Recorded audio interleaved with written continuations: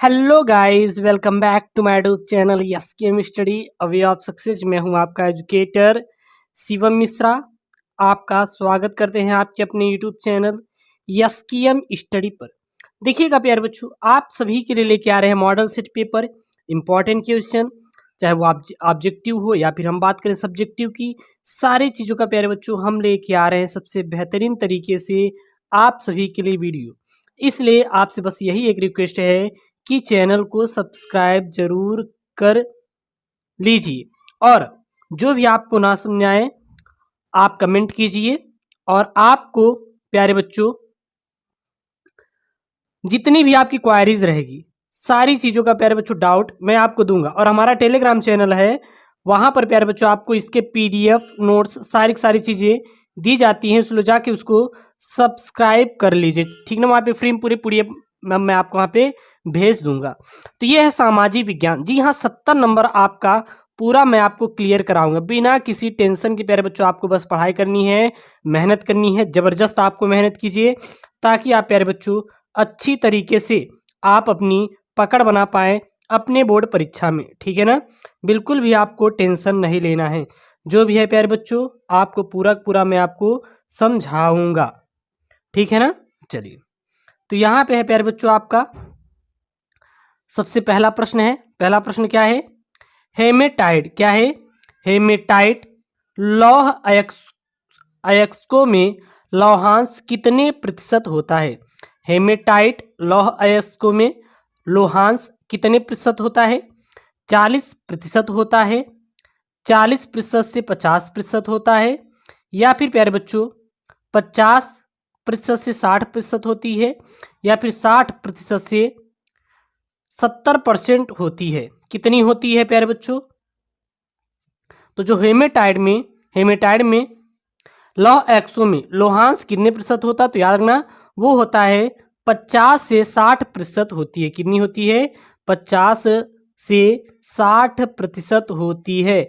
50 से 60% क्या होती है? हेमेटाइड लौह अयस्क जो अयस्क होते हैं उसमें लौहांश की मात्रा कितनी होती है? याद रखना 50 से 60% तक होती है, ठीक है ना। चलिए, अगला प्रश्न है प्यारे बच्चों। यहाँ पे प्रश्न क्या है?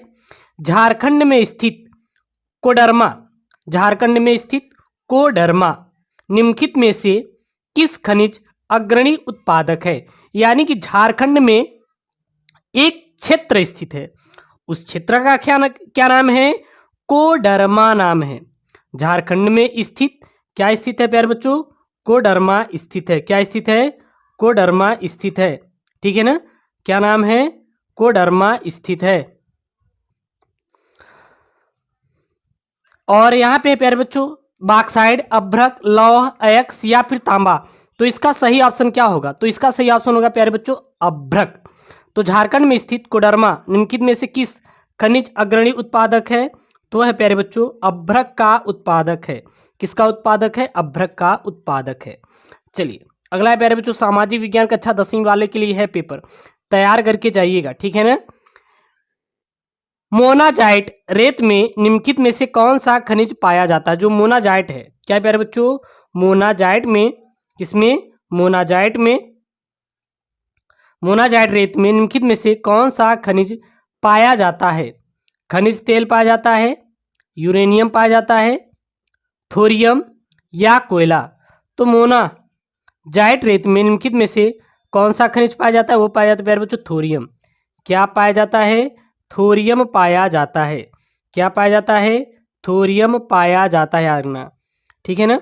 और आपको कोई भी कहीं पे डाउट हो प्यारे बच्चों तो आप लोग कमेंट कर देंगे। आपको कहीं पे कोई डाउट हो रहा है प्यारे बच्चों तो आप क्या करेंगे?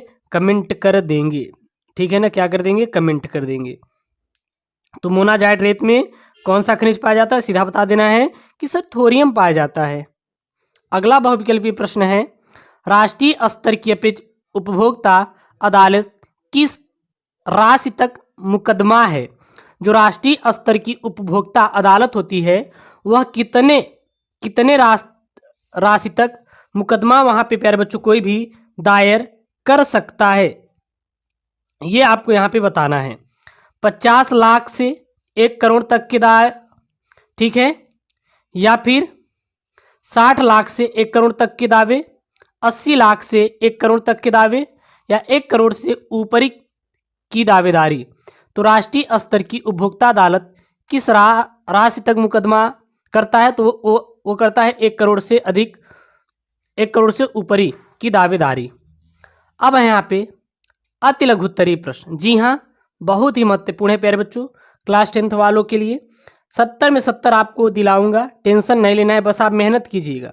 आपको केवल केवल हमारे साथ क्या करना है? मेहनत करना है।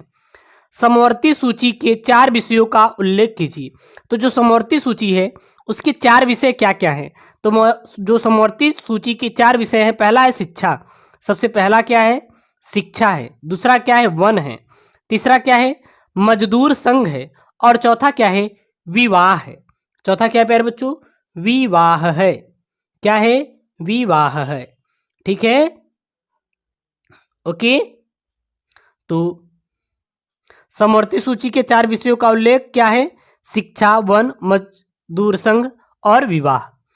अगला प्रश्न यहाँ पे, मुंबई यानी कि बॉम्बे हाई क्यों प्रसिद्ध है? जो बॉम्बे हाई है, मुंबई हाई है, वो क्यों प्रसिद्ध है?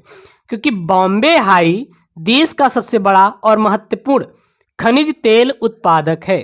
जो देश का सबसे ज्यादा खनिज तेल उत्पादक है प्यारे बच्चों, वो है बॉम्बे हाई। ओके, अगला प्रश्न है यहाँ पे। प्रश्न क्या है? संसाधनों की प्रमुख विशेषताएं क्या क्या हैं? जो संसाधन होते हैं इसके प्रमुख विशेषताओं का प्यारे बच्चों आपको उल्लेख करना है। तो संसाधनों की प्रमुख विशेषताएं होती हैं कि पहले उपयोगी वस्तुएं बनाने तथा सेवाएं प्रदान करना, यह संसाधनों की सबसे प्रमुख महत्वपूर्ण विशेषता है। दूसरा, मानवीय प्रयास। क्या है दूसरा प्यारे बच्चों? मानवीय प्रयास। तीसरा, विज्ञान तथा प्रौद्योगिकी का विकास। और चौथा है भावी उपयोगिता। चौथा क्या है? भावी उपयोगिता। अब यहाँ पे है प्यारे बच्चों, अभी आपको अति लघु उत्तरीय दिया, लेकिन अब मैंने क्या दे रहा हूं यहाँ पे? लघु उत्तरीय प्रश्न। 70 नंबर आपको पूरा मिलेगा, टेंशन नहीं लेना, बस में आप मेहनत कीजिए। जबरदस्त प्यारे बच्चों, आपको मेहनत करना है। एसकेएम स्टडी पूरी तैयारी करवाएगा आपको, पूरा का पूरा प्यारे बच्चों एसकेएम स्टडी करवाएगा तैयारी। ठीक है ना? चलिए, प्रश्न है, बेल्जियम में विभिन्न भाषाई लोगों के बीच सामाजिक तनाव के कारण बताइए। तो बेल्जियम में विभिन्न भाषाई लोगों के बीच सामाजिक तनाव का कारण क्या क्या है? तो बेल्जियम की कुल आबादी अगर देखें तो 59% है, एक कम नहीं तो 60%। याद रखना, बेल्जियम की कुल आबादी कितनी है? 59%।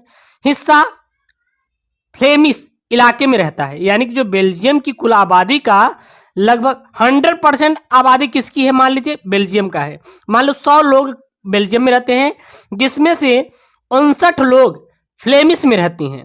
क्या रहते हैं? फ्लेमिश में रहती हैं। और जो 59% लोग हैं वो क्या बोलते हैं? वो डच बोलता है, यानी कि डच भाषा बोलता है। और 40% लोग वेलोनिया में रहती हैं, और जो कि क्या बोलते हैं? फ्रेंच बोलती हैं।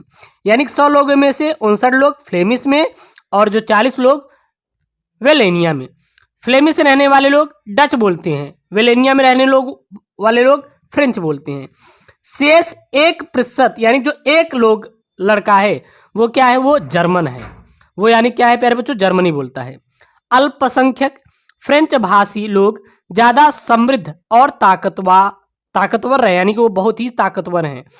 बहुत बाद में जाकर आर्थिक विकास और शिक्षा का लाभ पाने वाले डच भाषी लोगों को इस स्थिति से नाराजगी हुई थी। इससे 1950 से 1960 ईस्वी के दशक में फ्रेंच और डच बोलने वाले समूहों के बीच तनाव बढ़ने लगा। डच बोलने वाले लोग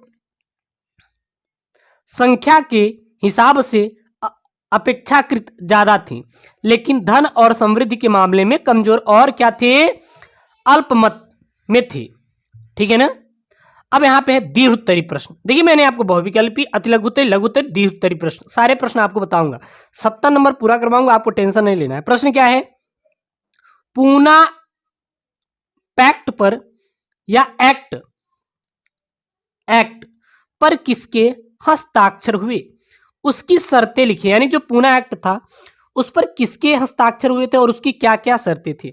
तो डॉक्टर अंबेडकर ने 1930 में दलितों को दलित वर्ग एसोसिएशन में संगठित किया। दलितों के लिए अलग निर्वाचन क्षेत्रों के प्रश्न पर दूसरे मेलगोज सम्मेलन में महात्मा गांधी के साथ उसका काफी विवाद हुआ। जब ब्रिटिश सरकार ने अंबेडकर की मांग मान ली तो गांधी जी आमरण अनशन पर बैठ गया और उनका मत था कि दलित के लिए अलग निर्वाचन क्षेत्रों की व्यवस्था में समाज में उनके एकीकरण की प्रक्रिया धीमी पड़ जाती है। अंततः अंबेडकर ने गांधी जी की राय मान ली और सितंबर 1932 में एक पैक्ट पर हस्ताक्षर किया, यानी कि एक एक्ट पर हस्ताक्षर किया। पूना पैक्ट की दो शर्तें थी। क्या क्या थी प्यारे बच्चों? इस पैक्ट के तहत प्रांतीय एवं केंद्रीय विधायी परिषदों में आरक्षित सीटें मिली और दूसरा, इसके तहत दलितों के लिए आरक्षित सीटों की संख्या प्रांतीय विधान मंडलों में 71 से बढ़कर 147 और केंद्रीय विधायिका में कुल सीटों का 18% कर दी गई। तो ये प्यारे बच्चों क्लास 10th वालों का सामाजिक विज्ञान का सोशल साइंस है। 70 में 70 आपको यूपी बोर्ड में प्यारे बच्चों पक्का करना है और पूरा तैयारी आपका एसकेएम स्टडी चैनल कराएगा। यार प्लीज चैनल को सब्सक्राइब कर लीजिए और वीडियो को लाइक जरूर कीजिए। ओके दोस्तों, थैंक यू, जय हिंद।